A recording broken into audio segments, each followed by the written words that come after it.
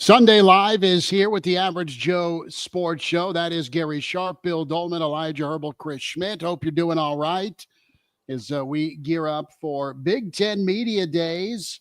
The Nebraska Presence brand on hand. Fellas, what's a good word? How's golf been this morning? I've just been kind of monitoring a little radio and some phone updates with the Open. Scheffler's doing his thing, it looks like, and will things, I don't know, be more advantageous as Nebraska sets to embark on another year in the Big Ten. Lots of things to discuss. Your shout-outs on the way, the starting five coming up, and always like and subscribe to the Average Joe Sports Show on YouTube. Do so on Twitter, AJ Sports Radio, Spotify, iTunes, Google Play for the audio download, as well as YouTube. So getting any swings in this weekend, fellas, on the golf course before it really ramps up? Not me. No. I mean, I just been watching a little British Open, but when I watched the British Open, I long for the days of yesteryear when it was that grainy footage from across the pond and even grainier on a black and white TV set from back in the day. And then they would have the throngs of humanity that would engulf the leader as they walked up 18, no matter which British or Northern Irish course it might be. And then Seve Ballesteros would somehow miraculously emerge with a putter in hand. You know, nowadays that just cannot happen. But the video, if you go back in time, that's what made the British Open for me, was when you thought maybe you were going to lose the leader in the mass of humanity. I just think of the weather. How that's true. That too. We're all sweating away here as late July feels like August in some instances, and everyone's wearing a sweater or a zip up, and the wind's howling 1,000 miles per hour. It's green and beautiful, and it's a situation where I might get to visit. No way, shape, or form, baby, do I want to play it ever. You don't think so? You know, links golf. I mean, it'd be great, but we'd being a wuss here, I wouldn't keep score just for my own sanity. Well, there's another 7. Well, you got to go. You get to see a little bit of Augusta. Yeah. It's my second favorite major to watch because of, usually the weather is, as Bill was alluding to, crappy. The weather has been really nice. Outside of Thursday, we're on the back 9 or the back group had to deal with like the typical Open conditions. The weather's been nice, so it hasn't been as like, oh, this is awesome. But in terms of like the picturesque, they're playing next to a sea. They're playing at these incredible historic golf courses, and I like links golf. So I would love to go on a trip over there, but you're right. I might leave the sticks at home. I mean, I might go be visit, deported. go have some Guinness. And I might have the golf is good ice agents attack me on the course and say, you got to go. We can't have you out here. Americans, the only American that can do that to our course is Tiger and Scotty and Jack and Arnie. No, that makes sense. Elijah, you've been swinging the clubs, brother. Would you play it? No, not Northern Ireland. No. Well, yes. Something tells me that they would not give me a good discount rate unless I can get into the actual Open itself. Okay. That's the big thing for me. Like, I'm not good enough at golf to pay any kind of money for a trip across the pond and then to go play these nice golf courses. I'll stick to the municipal courses. Thank you very much. Maybe one day I'll get good enough to actually feel the need to invest heavily in a golf trip. That is not that time for me right now. Steps, continue to play, hit the driving range, eventually join a club, and then take a golf trip with your bros. Maybe, probably not. I don't know. That doesn't seem like my path in life, but maybe. Did you guys see Brett McMurphy's college football? He went through the USGA and found all the handicaps and figured out who the best golfers among college football coaches are. Better be you. No. Trey Lamb from Tulsa, who I had not heard of until today, or I guess whenever Brett released this, apparently is a plus handicap. Don't know how you do that as a college football head coach, but some of the names on the list: Trent Dilfer's about a 1 handicap. Hugh Freeze is a 7.5 handicap. Lincoln Riley's a 9. PJ Fleck's an 11. Ryan Day's a 12. Bill Belichick's also a 12. Kirby Smart a 12. Do we believe that about Belichick? Belichick's a 12. No way. He could be playing, I don't know, the front tees, getting some scoring for himself that way. I don't know.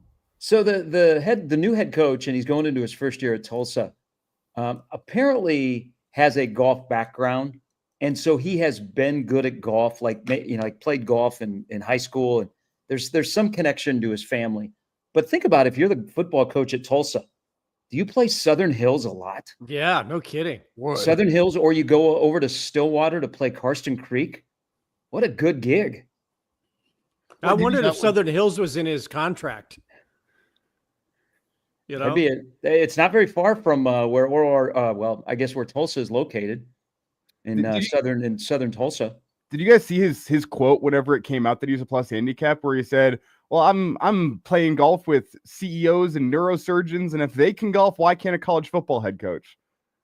It is true. Like, I mean, we didn't have anybody attack our Hugh Freeze here about his golfing and bad recruiting. But Scott enjoyed golfing at the Country Club of Lincoln.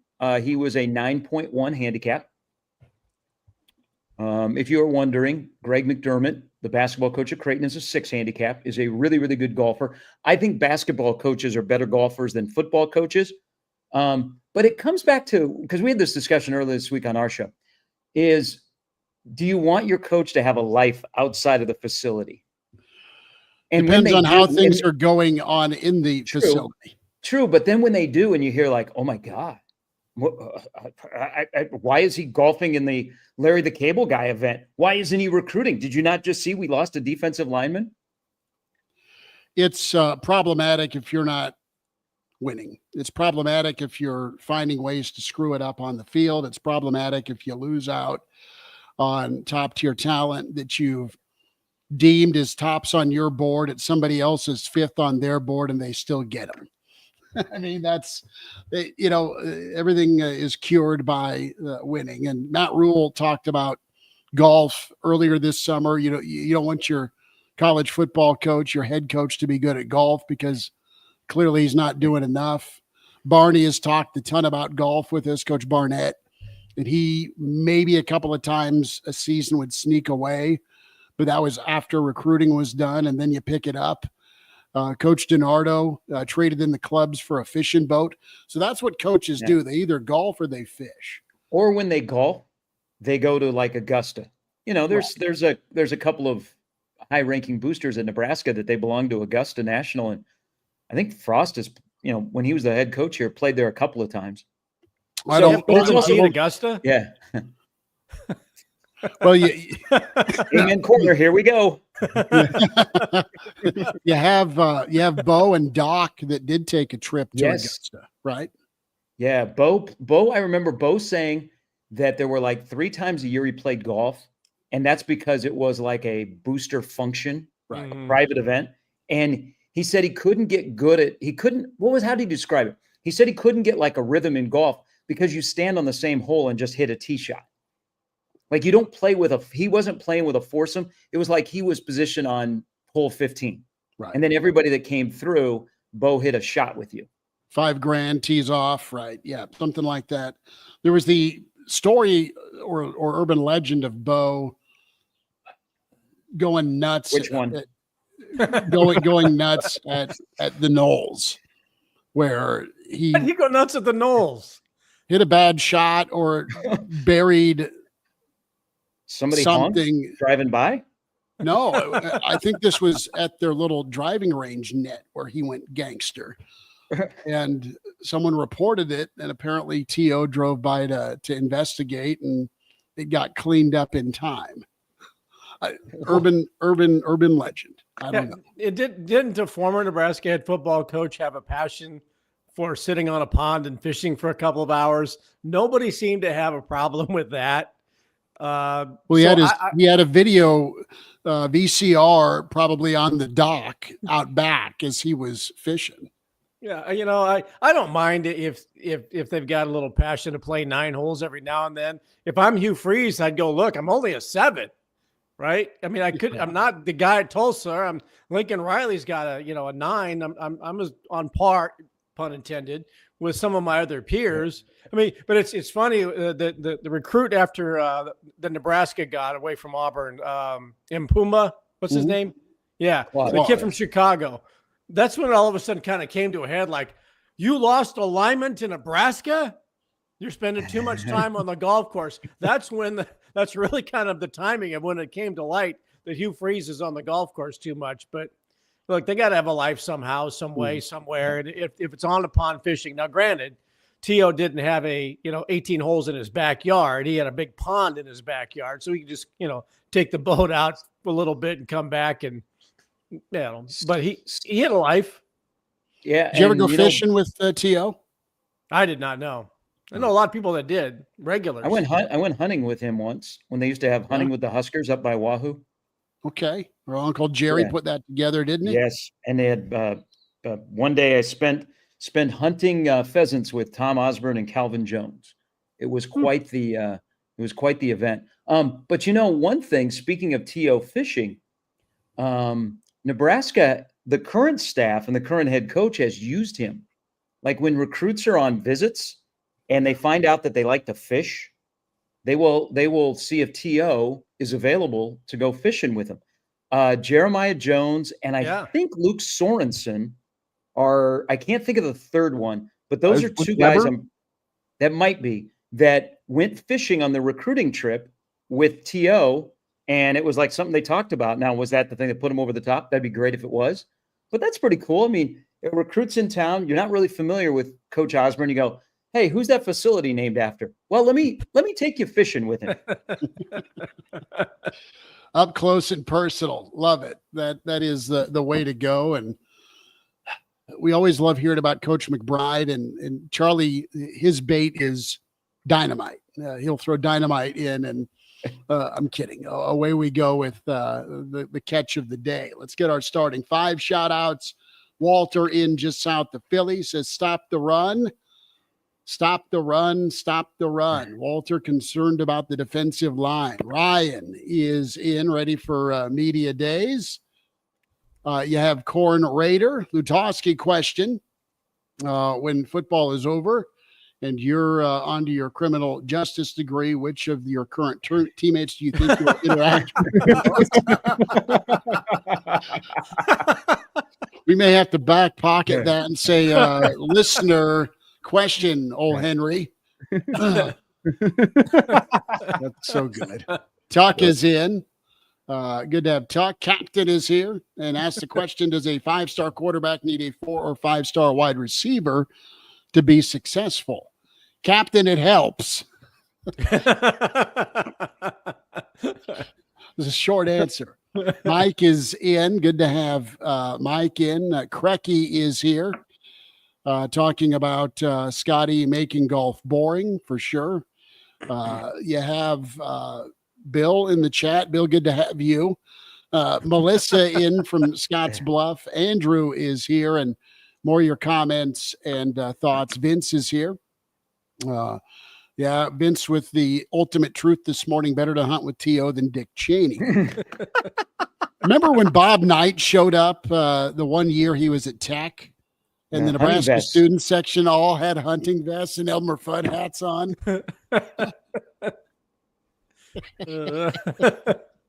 That was good. That was good. Brian Snitley, part of the Boulder Peace Treaty, is in.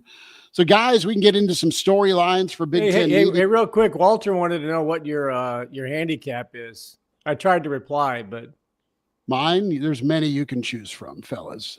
So I said driving golf carts, but that's or that's for sure. What do you say, Elijah? Probably 20. You? Yeah, probably. I'm probably somewhere around 30, 35. Yeah. But I spend way too much time preparing for the show. That being said, if there's any, as Gary said earlier, boosters who are members at Augusta who listen to the Average Joe Sports Show, I can get good for an Augusta trip. Well, we can make a phone call to Uncle Andy. Maybe he can help with that. Hey, before we get rolling in some topics, should we have an overreaction or appropriate reaction to a picture that's being shared online this morning from the Husker Road Race? You ready? Sure. So they have a great event that's going on. I think it's probably about wrapping up at Memorial Stadium, their road race. Have you seen the Carter Nelson picture? No. No, inform me. Tell me. Skinny Carter Nelson no longer exists. Carter Nelson looks like a thick tight end. Okay. Wow. So there has been lots of training table, and have fun trying to defend him with his size and speed. Well, it also, and he I believe is cleared to begin practice next week or in 2 weeks, less than 2 weeks. It shows me that he got back, because like you saw him during the Husker games, and I thought it was ironic that he was the first guy sprinting out onto the field to kind of like set a message that he is fully healthy, that he's been able to go through summer conditioning and they've been able to transform his body. Now I hope they just keep his body like that. Don't have him yo-yo of, hey, now you're too big. Oh, now you're too small. But he definitely, and I don't get enamored with those pictures all the time, but that one caught my eye this morning.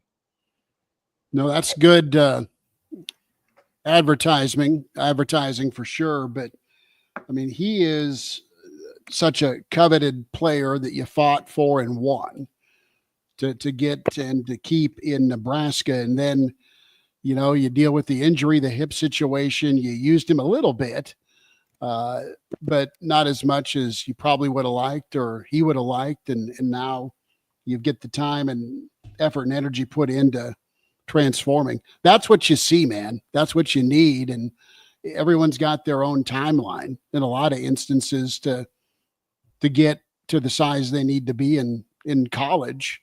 And then now time to go perform. And looking at the video, he no longer looks like he would win the state high school high jump championship. But he might win the. He doesn't look long and lean in the little video I just looked at. So he looks like he's bulked up. He might win the state title in shot putting teammates over the state high jump bar with the thick. Now, here's a question maybe for Big Ten Media Days for Rural. How many tight ends can you realistically play with at the exact same time on the field? Can you get 4 out there? Harbaugh did 4. Harburg, Carter Nelson, Lindenmeyer, Markway, maybe. You look at Bonner. Could Bonner be a quote-unquote tight end? Could you do it? Could you get 4 tight ends at the same time on the field? Why not? What if you are on the goal line? Yeah. I do think they'll run a lot of 12 personnel. Yeah. So that gives you, a Lindenmeyer and a Harburg, or, a combination where you throw a Nelson in there. And I don't know. That's a fascinating position in fall camp to see how it all plays out. Because Harburg I think Lindenmeyer is somebody that they really, really like. Harburg is a weapon that they didn't think they'd have. But if that's your top 4 tight ends, and you have an offensive coordinator that will, for one of the rare times in Nebraska, recognize a tight end is in your offense and maybe how to throw him the football. I don't know. That's a good spot to be in. See, I'm a big believer, going back to yesterday when we talked about what do you do on 3rd and 1.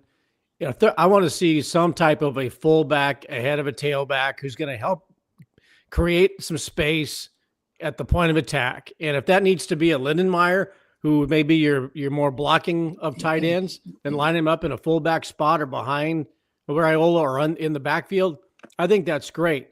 The one guy you mentioned in Bonner, we have not really discussed him much at all in this offseason, and he remains some type of, I don't want to call him an enigma because there's negative connotations to that, but he has just been around and around forever.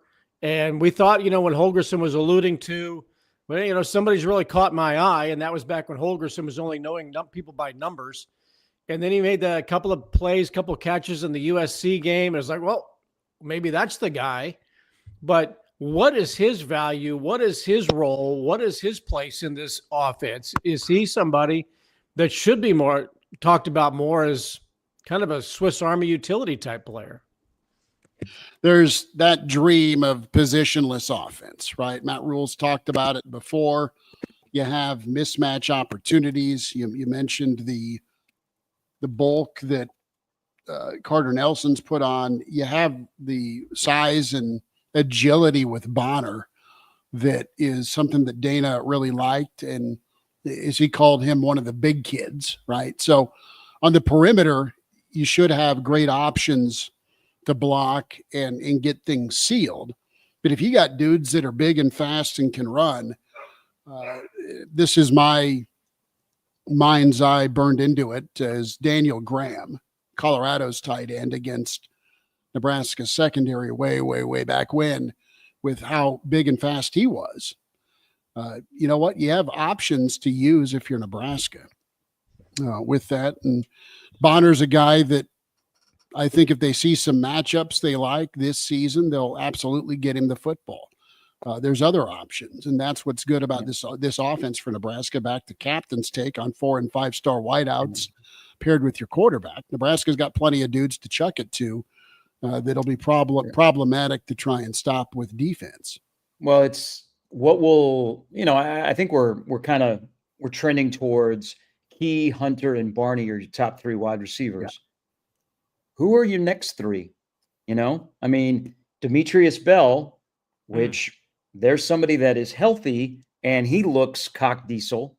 You got Bonner, as you mentioned. You got, Cortez Mills. You got Jeremiah Jones that is in the mix. Like, what does, when a Key and a Hunter have to come off the field? And ideally, I think those 3 guys, I would love to see them on the field all the time. But we know that they'll have a little bit of a rotation. What does 4, 5, and 6 option at wide receiver look like? Well, you've got Hunter too, right? In there. Key, Hunter, and Barney, I'm putting as the top. Okay, 3. They're your top 3. Yeah. Okay, I think your receiving option's got to be a Lindenmeyer for sure. To your point on Carter Nelson, we'll see what he can provide. Mike talks about Markway with kind of their ability to grab him and get him healthy. So, and then I still go back to Emmett out of the backfield. I think you're going to see a ton of that, just not only from past history, but just his ability to get that matchup and get some yak yards. I think Nebraska's got a lot of options with yak yards in this receiver room. 4, 5, and 6, where would you go? Do you think Lindenmeyer cracks just outside? Do you think it's Bonner in at that 4 spot, Lindenmeyer 5? And then you mentioned some of the other guys that you've been waiting to see on more of a snap basis. Don't you have to tell Cortez Mills, one of these spots is yours if you want it, Mr. Florida? I mean, you have one of the most coveted receivers in this year's recruiting class. You're going to give him every opportunity to have the kind of impact, maybe not that Barney had last year, but to be on the field as much as possible if he seizes that opportunity. And maybe because they like what they see in him, that's one of the reasons why you can move a Mosey to a utility back position, because maybe Mills and Demetrius Bell gets lost in translation because he was the one who got hurt in what was Nebraska's last spring game, and he was going to start too. Yeah, he was trending towards being a starter for last year. Yeah, and how significant would that have been when Naor is not emerging in the second half of the season? If you'd had somebody like a Bell to go to, I mean, it was Naor almost by default, even though he wasn't being productive. He was just going to be out there with Banks and Barney. I think they're better off now with Naor gone and having some competition for that spot. Well, and I mean, it's okay to be giddy about wide receivers at Nebraska. I mean, I think Dane Key is such a great pickup for Nebraska. Hunter is a great pickup because it takes care of a couple of things that ailed you last year that also impacted your quarterback. But you've upgraded the position coach, and there are guys that, I mean, we've rattled off some. I'm keeping my eye on once camp starts and the speed dating of camp. Where does Quinn Clark fit in? Oh, yeah. Crazy athletic who rightfully last year didn't play, where he would lose his, where he probably, it took him a little bit to get up to speed, but he's another guy that they worked on his body and he looks really good. I want to see where he's in the mix. Could he crack, that second 3? Because if everything is going right and these guys are playing up to their ability, I mean, realistically, the wide receiver spot, and I include Bonner as a wide receiver, you could get to 7 and feel comfortable. Do you have? But still, I love the top 3. Do you worry about the ball getting distributed. You know how the wide receiver room can work typically. And I'm not trying to place unearned labels, but wideouts historically will let you know if they're not getting the football. Do you get worried about that? Ball distribution, touches, all that stuff. I mean, that's a fair question, but doesn't that have a lot to do with the position coach and the OC? Very much so. Okay, so the communication where you're like, here's what we see you, here's what we want you to do, and if we're going to get you in, we got a couple of things here for you on Saturday. They follow up and they say just a couple of things, so you're looking forward to that, and you get a couple of things, and it's on you to earn more playing time. Yeah. Well, it also comes down to the relationship with the quarterback with that distribution. Like, not a coincidence that you got Dane Key showing up to Dylan Riley's camp yesterday wearing a 15 jersey. Like, yeah, get on your quarterback's good side. For camp, it's a good time to do it. Well, trust earned in the off season, and then trust earned during camp. Well, yeah, it's up to get open and catch passes. I don't care if he doesn't like him or not. If you're not throwing the ball to Dane Key, I don't know what you're doing. Yeah, sure. Yeah, but I mean, I think there's Dane the Key, inherent trust part. Yeah. It's interesting with the wide receivers because the one guy who, we really like kind of is forgotten. He doesn't get mentioned as much, and that's Barney, who's coming back with his 55 receptions. But Dane Key playing with a more competent quarterback, I say watch out. I mean, he caught 126 passes at Kentucky, and it's not like for his entire career there they had NFL guys throwing him the football. With Brock, I mean, especially last year, where it probably helped his craft, where he had to make more 50-50 type catches.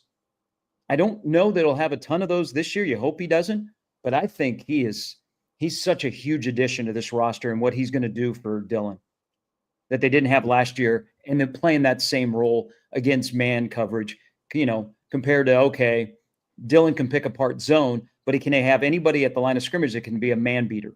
Well, yeah, and they can get off the line of scrimmage. The question at the start of the show, I can't remember who put it in there, was does a 5-star quarterback need 4 and 5-star wide receivers? It really helps out at wide receiver, or at wide receiver at Ohio State. If you're playing quarterback, you can look and see man coverage on the outside and say, it doesn't matter. Man coverage on the outside, I'm throwing it to that guy. I don't care if he's open or not. He's going to go up and get it. And Ohio State has had numerous wide receivers that you can just say, you know what? If I see one-on-one coverage, I'm going to throw it up to you. Can Dane Key be that guy for Nebraska? Or even Hunter, where you see man coverage and you say, you know what? I'm going to get this ball out quick and just trust that my guy is going to go win a route. Even if he doesn't win the route, he's going to go up and high point the ball and take it away.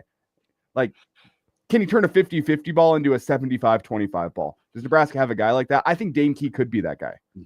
The other part of this, too, is you've got a guy that's just killing someone's defense. All right, time to roll another safety over there, and let's give him more attention.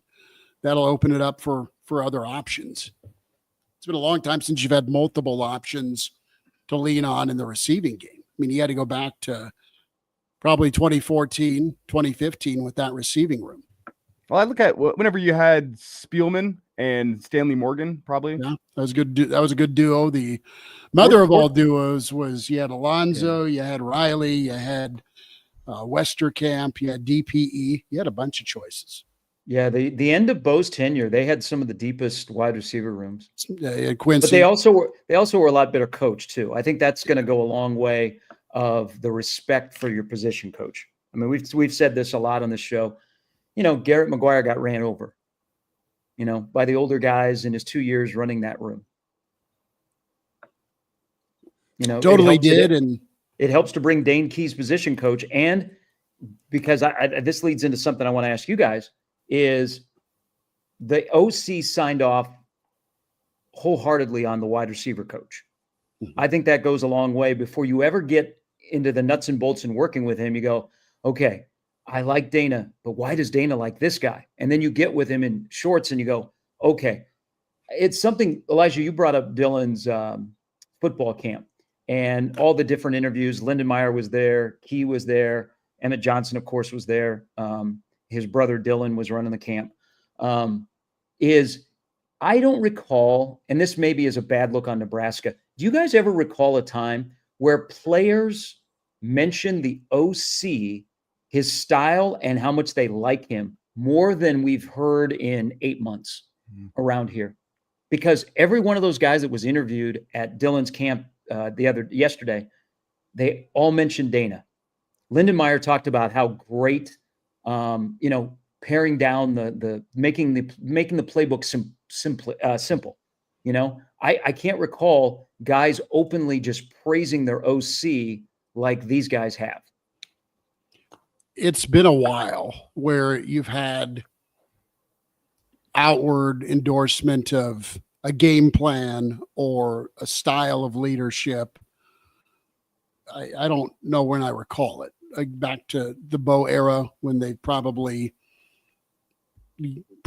I think the 09 defense they were loaded, but they gave a lot of credit to how things were put together. Or even after the Northwestern game, the Hail Mary game, where Nebraska was getting picked apart and they just went back to base defense and settled in. They scrapped what they needed to be overcomplicated with, and they just played their base, and things turned around. They just got back down to basic football, go win your one-on-ones. With this, you want that. And it's not empty. It's not hollow. It's belief. We've heard a lot about buy-in every year with transition and changes on the coaching staff, but they really like the guys leading them from a position coach with Shorts, who's a rising star, and he's been at different stops and he's produced and performed there under Dana. You look at his mentorship towards Shorts, and then you just love the no BS with Dana. And it doesn't have to be rocket science. Let's throw the ball to the guy that's open and let him go do his thing. It isn't magic. I can't think of a time when Nebraska's had this high profile of an offensive coordinator where everybody knew it's Cheers. Everybody knows his name. You can go back to Tim Beck, continued to make a name for himself. Sean Watson after he left Nebraska because he went to Texas.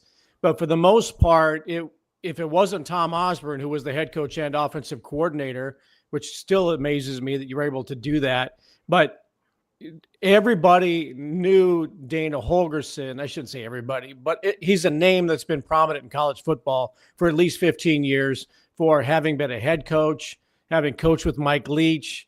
He's got a look that is recognizable.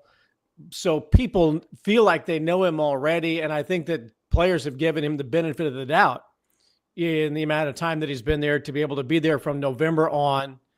And even though he was calling them by numbers, now that they've gotten to know him, there was already an understanding that this guy probably knows what he's talking about, instead of this, well, we're all just trying to get to know each other for a little while. And that head start from November to the end of to the beginning of the hiring season for other coaches, I think is significant to what Nebraska is going to be able to do out of the gate. Love what Ken says here about maximizing performance. How great would that be to see for this Nebraska football team, where they're not Ohio State, Oregon level talent, but it doesn't mean they can't give her hell every Saturday. And to squeeze every ounce out of a team would be welcome for the fan base. Absolutely. You have Brandon chiming in on the stream as well. He's asking the question, is Nebraska making the playoffs? They'll be in the conversation if they handle their business. You look at Joel Klatt last week as Nebraska in that list of teams that could make a run. On one hand, you wonder if it's too soon, and I know it's year 3 and you're paying a lot of money. On the other hand, you look at Indiana and some of the projections for Illinois as this year's other playoff team, aside from some of the big dogs. On the playoff discussion point, it wouldn't surprise me if Nebraska's in that conversation. I think they're ready to have a good year. I just don't know if they're ready to be a playoff team yet. And they have, can it all hit, right? And you need a lot of things to be different than what the past performances have been and that the name of the game is close ball games. You can't have a blowout loss. You can't have 56-7 at Indiana or anywhere. You can't get blown. If you lose at Penn State, you can't get blown out. I mean, that's going to leave, in the independent minds of the committee. You've got a 56-7 loss on your resume. You get your ass kicked at arguably your toughest road game late in the season. It's not going to happen. If you Indiana win 10 got games, blown out by Ohio State though, and they still got in. Yeah, but I think if Nebraska wins 10 games and one of them is a really, really bad loss at Penn State in November, that's your lasting impression. They're not going to get the benefit of the doubt, of what was the year with Colorado 62-36 and still get into play the national title 2001 against Miami. That's not going to happen. No. So you can't get your ass kicked at any point in the season. Yeah, I think if I'm going to put that down as a note, no ass kickings. But you play in the Big Ten Conference. If you're able to find 10 wins, you are firmly in the conversation. I mean, I don't deny that, but I don't think. And that, I mean, people are going to look at that with Indiana, and that's goes back to the whole how you do your schedule now. You're in the Big Ten. Find 10 wins. And then make a uproar if you don't get into the playoff. Regardless if you played 10, duffel bags and you played two hard teams and you lost to them. Yeah. I understand the name of the game in college football nowadays is making the playoff. It feels so early to be talking about making the playoff. Can we see what happens at Arrowhead first? You can't do that. That's the barometer for success. I know folks are going to want to talk about it because in today's day and age in college football, 12 teams making it. That is, hey, if you make the playoff, you have a successful season. If you fall short, it's an unsuccessful season. But there's so many unanswered questions. I mean, you have the question that we just had up on stream. Do you think we have any surprises from the Holgorsen offense? We don't know what the Holgorsen offense looks like in its full form. We don't know what a Butler run defense looks like. As we talked about yesterday on the show, is he going to be running a 3-3-5 or a 3-4?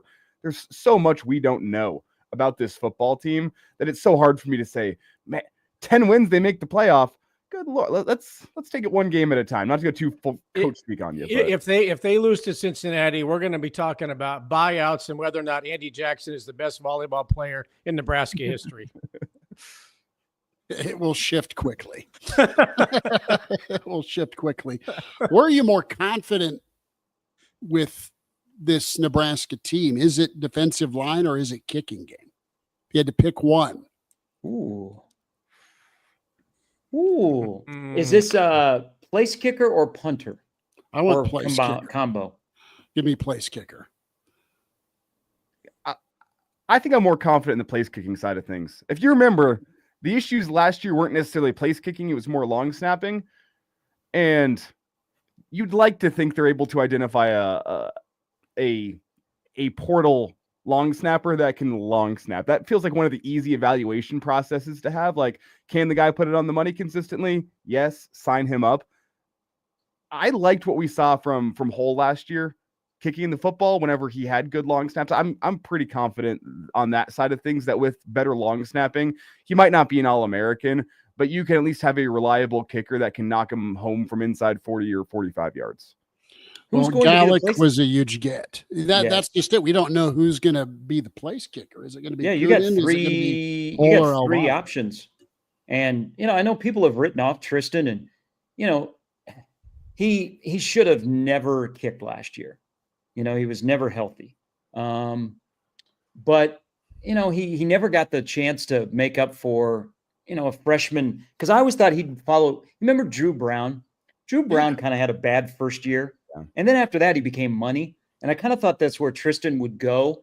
But last year he was injured. He had surgery, actually kind of about this time last year.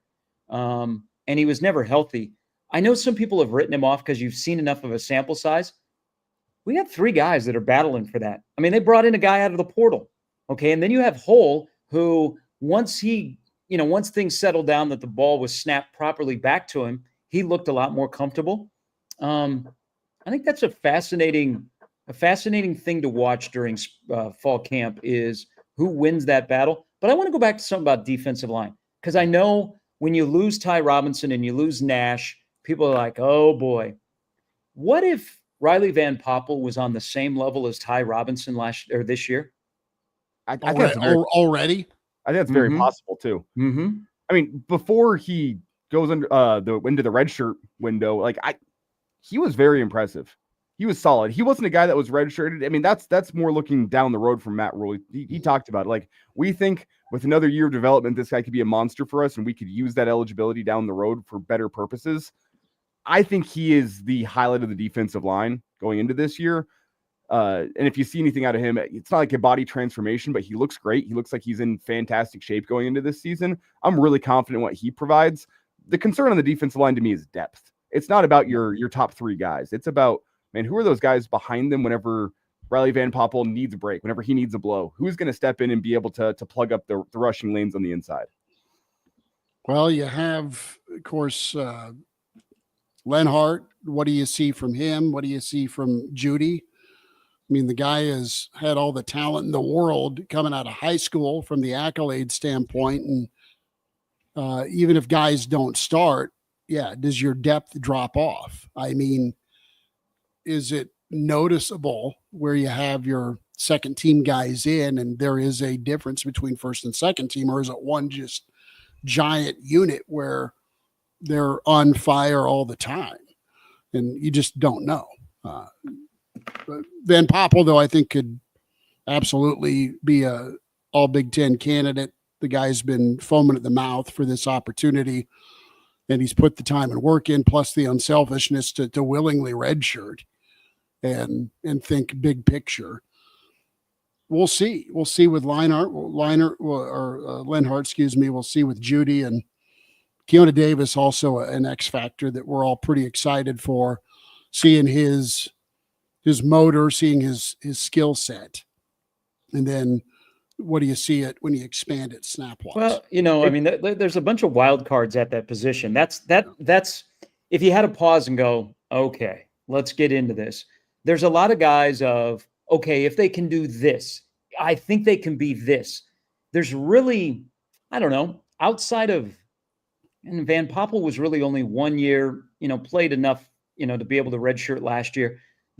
Judy is the one that is the most that you could go, okay, I have the most of a sample size. Like we saw Lenhart, but Lenhart didn't play as much this past year as he played his first year. But then you go, okay, what if they get something out of Jalen George? Okay. What's his name? He just escaped me. Sua, first name. Okay. Lefotu? There it is. Yes. What does he bring to the table? I think you're going to be able to, drop some snaps on the plate of Mason Goldman from Gretna, where he's not going to be a guy that gives you 25, 30 snaps, but if you need 10, I think he would be out there. Then you got the big German. What is he going to do? You got a guy who gets knocked because people are like, I don't know about his work ethic. Well, if a guy is being knocked for his work ethic and he goes back home to Kansas City and he's working out with a former Husker, that tells me he's caring about his craft. I mean, it's very much a position that is a wild card. And that's why it's important for Riley Van Poppel to be a dude, in my opinion. And that's one less thing you have to worry about. And then let everybody else fill in the blanks, like next to him. Fight for those snaps. Fight for the snaps when Van Poppel comes off the field. And then we have to ask the question is, can Riley Van Poppel play the volume of snaps that Ty Robinson did? I think he can get there in terms of production. But in terms of snaps, Ty played a lot for you last year. Ty very rarely came off the field. Ty had so much time in the college game as a sixth-year guy that he was all hat for him by the time it became his room, his group. Are fellas ready for that step up in number of snaps? And can you keep the consistency level high? I mean, are you the same dude in the fourth quarter as you are in the first quarter? Well, you got to think that there are going to be a couple of teams that are going to go back and look at some old Nebraska game film defense and say, we're just going to attack them to see if they can stop us, especially in the second half of games. I would expect that Michigan will probably put the game in the hands of its offensive line and just try to pound Nebraska, not put all the pressure on Bryce Underwood if he is the quarterback in game 4, and they'll just try to pound it. against that defensive line to see if it can stop Nebraska. Illinois did that in the second half last year. They just ran it at Nebraska, wore Nebraska's defensive line down, chewed up a bunch of yards, ends up winning the football game. I would think that Michigan State's probably going to give it to Aiden Childs and say, okay, you try to win it. But I think that there will be a couple of games during the course of the season where they're going to see what is Nebraska's defensive line depth. So, yeah, Van Poppel's your guy, but can he be a 40, 50 snap guy? Remember, what was it? The Minnesota game, Rule's first game. We all kind of marveled that what they played, like 23, 25 guys got significant, like double-digit snaps defensively. And that was game one. And, are they going to be able to do that this year where you can have line changes on the defensive line and guys who can play quality depth? I'm not necessarily sure about that. You probably do have a big anchor in Van Poppel, but who else is going to be there as we were talking about wide receivers, 1, 2, 3, who's 4, 5, 6 along the defensive front? That'll be a big question. And there will be teams that will test that. Well, I think the first 3 games, that participation chart should be rather large. Right. I think even opening night at Cincinnati, Nebraska will play quite a few people on both sides of the ball.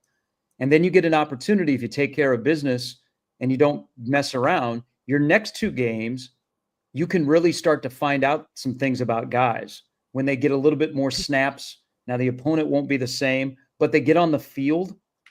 So I wouldn't be surprised opening night in Kansas City if Nebraska does play a lot of guys on both sides of the ball. Because I think regardless if it's game 1 or game 12, I think Nebraska will have a lot of defensive backs that will play this year. Who do you like, Sharpie, in that secondary? You've got 20 plus options, and I know we kind of have 4 we're thinking of, but any dark horses to make a push for a lot of snaps at that corner spot? At the corner back spot, or do you think they're going to just stick to 3 or 4? Your 2 main, obviously. Well, because you got Sierra, and then who's going to be opposite Sierra? I think Andrew Marshall has a really good shot to be that guy. But don't forget about Donovan Jones. I mean, Donovan Jones basically played the majority of the game in the Pinstripe Bowl. Mm-hmm. That's what they have to figure out what everybody can do. That's why last week I said, watch out for a guy like Caleb Benning. Guys that played a little bit last year, but now it's go time. They're going to get to play more. They love Sanders. Amari Sanders, they love. How much is he going to play? Where's he going to play? Where's Bly Hill at, guys? Mm-hmm. Bly Hill was going to be one of those guys that was starting to make his move up the depth chart, then got hurt in the spring game last year, and he came back. We saw glimpses of him. Is he going to be somebody that factors in? Who is Jameer Khan? He showed up from Georgia, and we've hardly ever talked about him. What do they do with Hartzog? What does Hartzog look different this year with a brand new position coach? Does he look like the Malcolm Hartzog as a freshman, or is he going to have his bits of what the hell that we've seen since then? Because this is it for him. What does Singleton look like? Don't you think that Hartzog, they're finally going to say, we love the heart, we love the soul, don't love the height, go play safety? That's what they wanted him to do last year. And because of injury, they had to bring him back to corner. But I would imagine that he's not going to be in the corner conversation. I think that is safety, go out there, make some plays, be athletic, go hit hard. But they cannot afford to have, bless his heart, 5'7" on a 6'4" receiver on a jump ball in the corner of the end zone. That can't happen this year. Well, even out of necessity because of injury, they've got to have more depth. I know he's got experience, but again, we're talking about 50-50 balls and 75-25. Was it the USC game where they just picked on him a couple of times in the end zone? And the only reason the difference is height. It's height. And they cannot rely on that this year.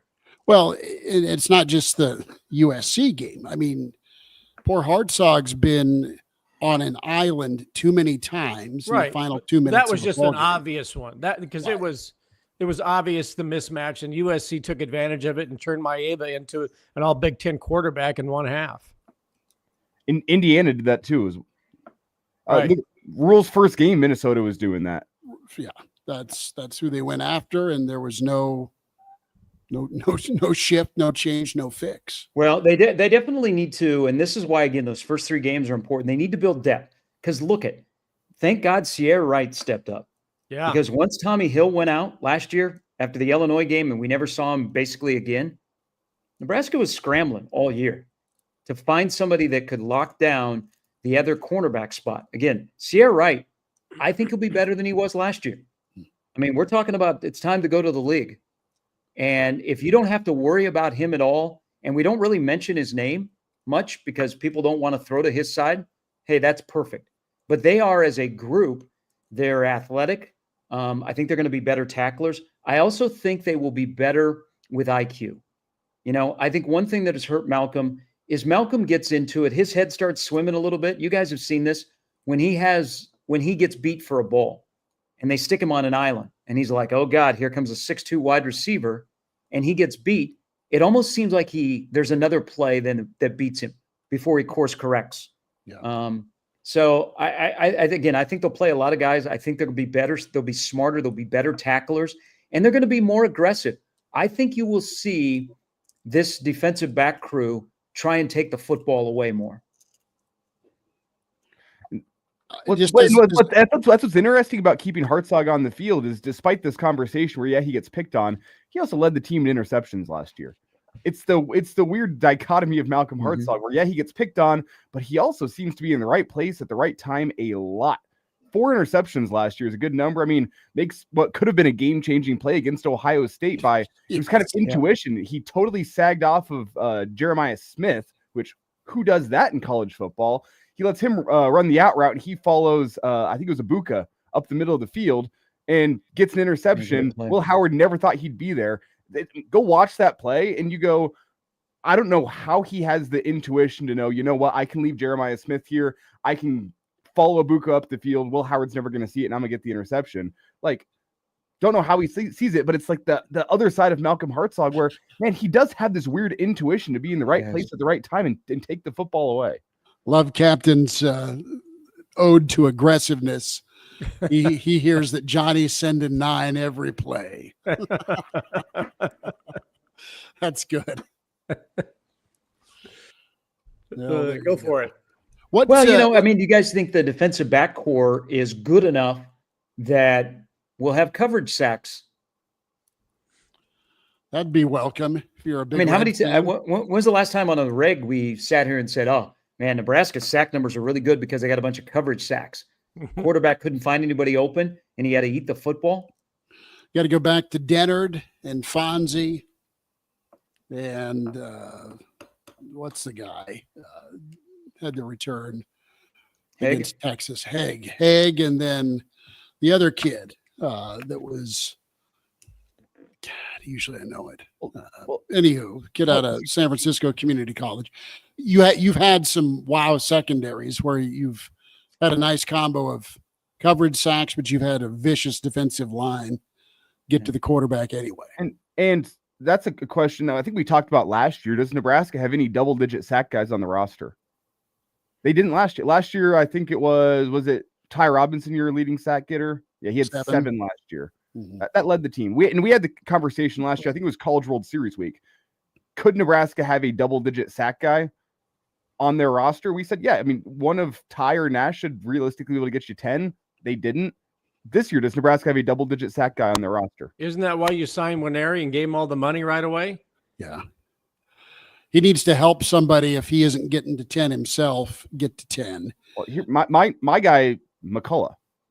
McCullough, I think, might be your best candidate to go get to 10. Whenever he played on the line of scrimmage at Indiana, which he was still undersized, hadn't really fully developed as an athlete yet, he was causing some havoc for Indiana. And then Oklahoma moves him off the ball. I don't think that was the best positional fit for him. Athletically, he could do it, but I don't think it's what he wanted to do, and that is a factor in a college football player. I think he loves getting after the quarterback from the outside. Could he be a double-digit sack guy? That's the number one candidate I have circled. Number 2, probably Winery if he can put things together, but you also have McGahee, who always seemed to get McGahee's the guy. He was instant impact, and with Willis, man, he was right there for probably 3 or 4 more sacks than he finished with. Mm-hmm. And Yeah, it could be big time. But agree on the aggressiveness part. You live and die by the sword, obviously, but Nebraska will, I think, be able to gamble a little more just because the offense is supposed to be and presumably will be better. Yeah, I think the mindset, John Butler wants to attack more than Tony did. So that'll also go away. So you got to have the personnel, but at least this is what we're going to do. Mm-hmm. We're gonna. It also gives they feel comfortable about their back end that they will be more aggressive up front and trying to get to the quarterback. When I asked this question, I know we were talking and great input from all of you with the stream questions. And where do you guys come out on Oregon? I mean, obviously Penn State's kind of a favorite going in. Ohio State's not expected to drop off much. Question mark in Michigan. You've got Indiana and Illinois.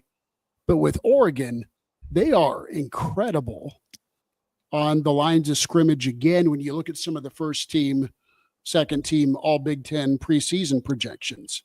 And they're loaded with a couple of dudes on the defensive line. They're loaded with a couple of guys on the offensive line.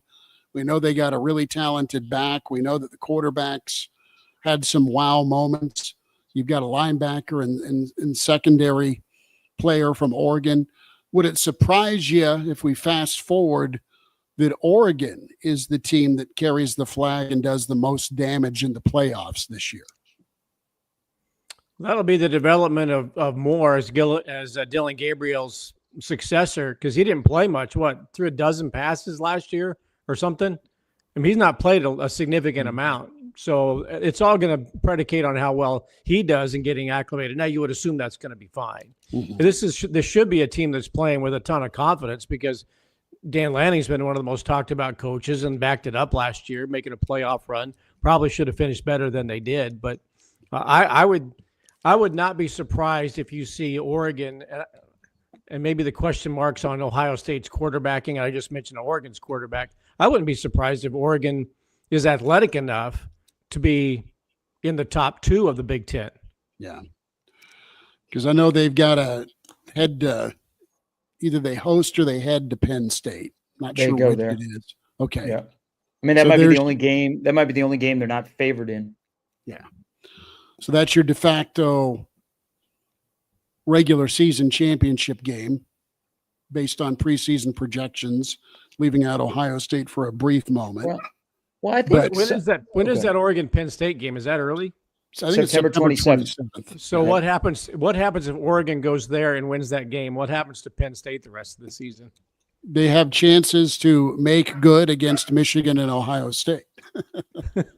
To stay they wouldn't fall very far, because Penn State will probably be, I don't know, anywhere from 1st to 4th in preseason polls. Well, early in the season last year, Ohio State lost to Oregon, didn't fall very much, and goes on to win the national championship game. I'm not saying that they would fall in the rankings. I'm talking about James Franklin, the mental game of being Penn State. The mental game, big game. 100%.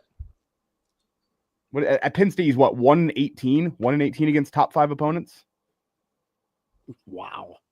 I mean, if they lose that game, the atmosphere in Happy Valley ain't going to be so happy. For the pressure for the rest of the season will be magnified greatly, week in and week out. And the pressure for an Ohio State matchup or whatever, even the Nebraska game in November,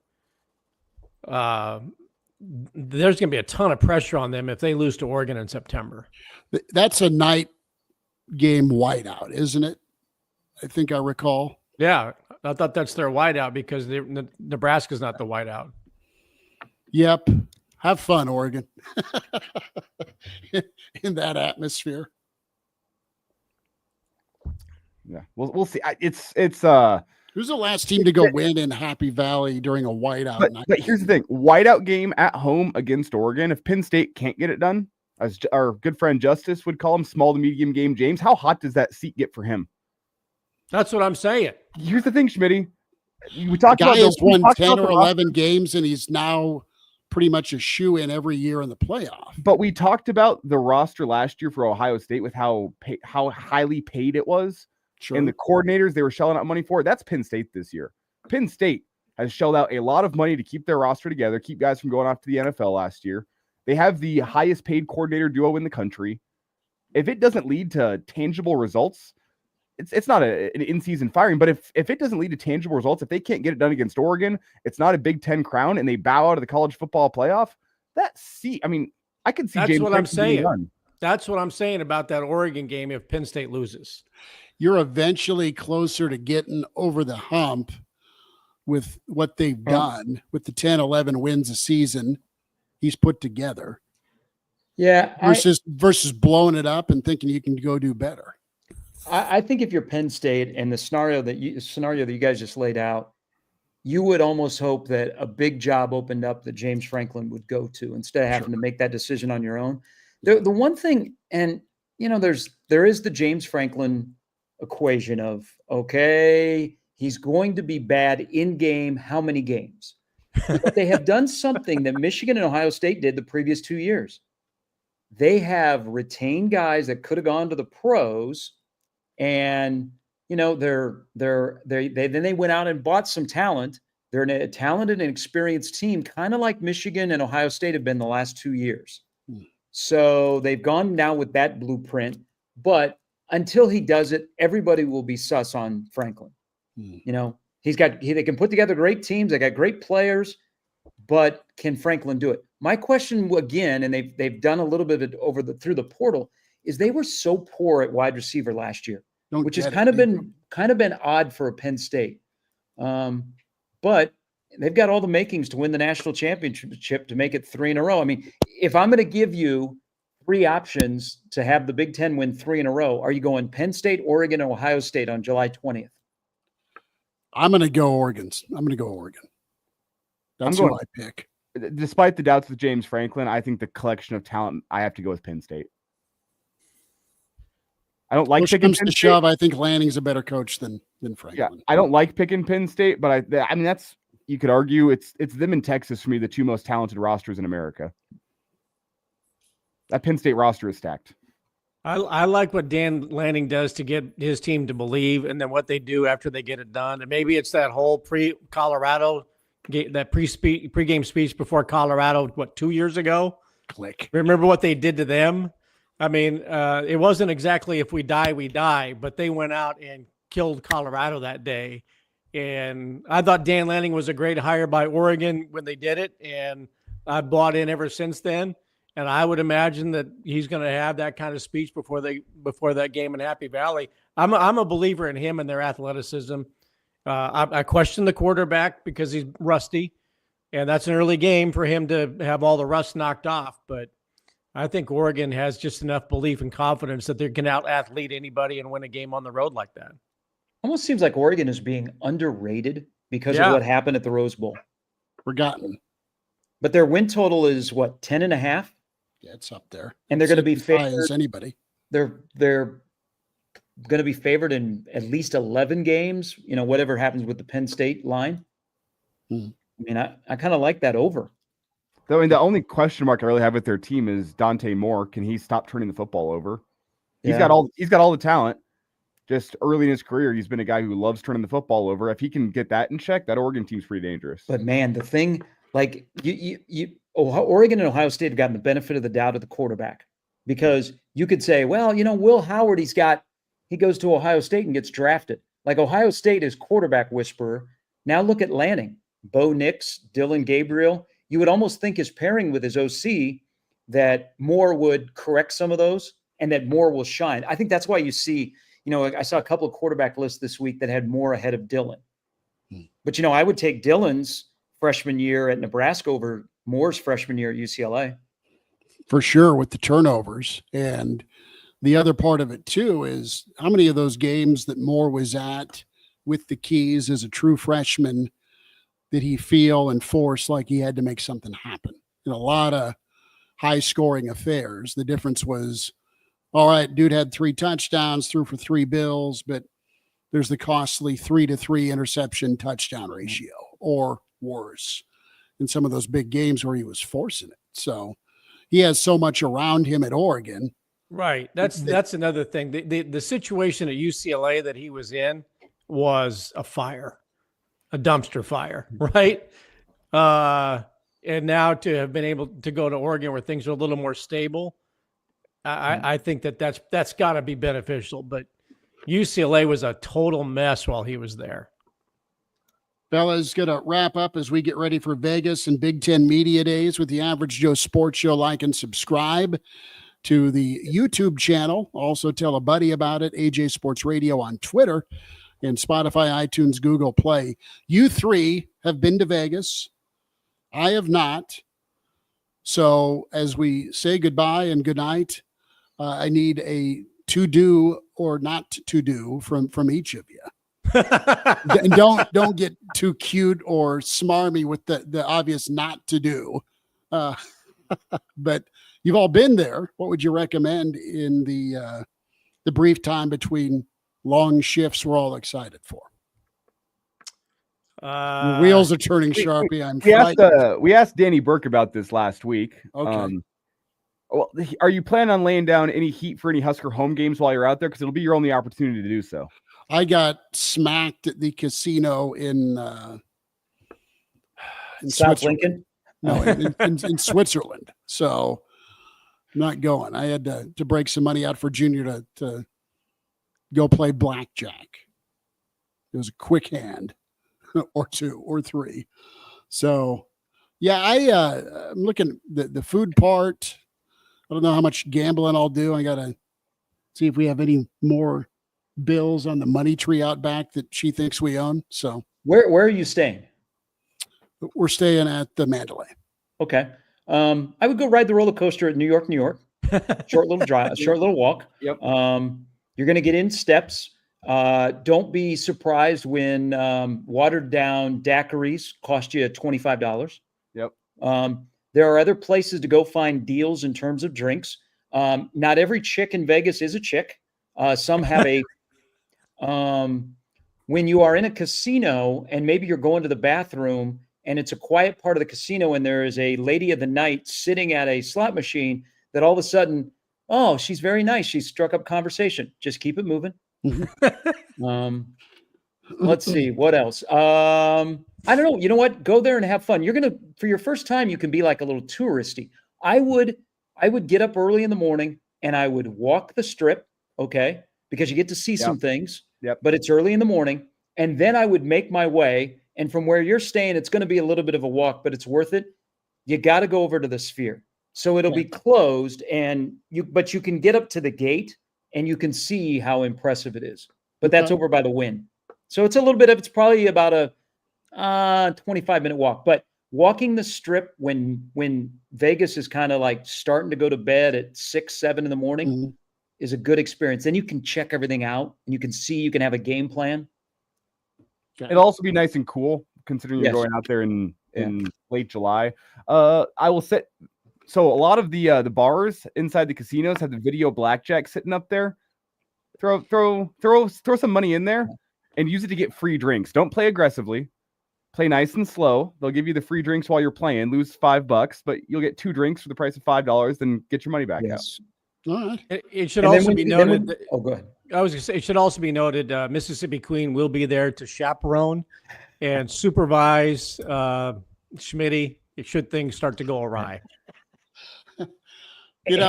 15 years ago, probably necessary. The chaperone part, but I'm a boring old man now. You also don't need to accept every mixtape. The bridge from MGM over to New York. It's a very popular place. And also, people are going to be handing you cards on the street. Now, they might be dressed as your favorite superhero or your favorite lady of the night that is just wearing less clothing so they can get a tan. You don't need to accept every card. But if you do, if you're going to throw it on the ground or throw it away, make sure you are past them before you do it. Yeah. Okay? Yeah. Because they'll get a little upset and they might come after you.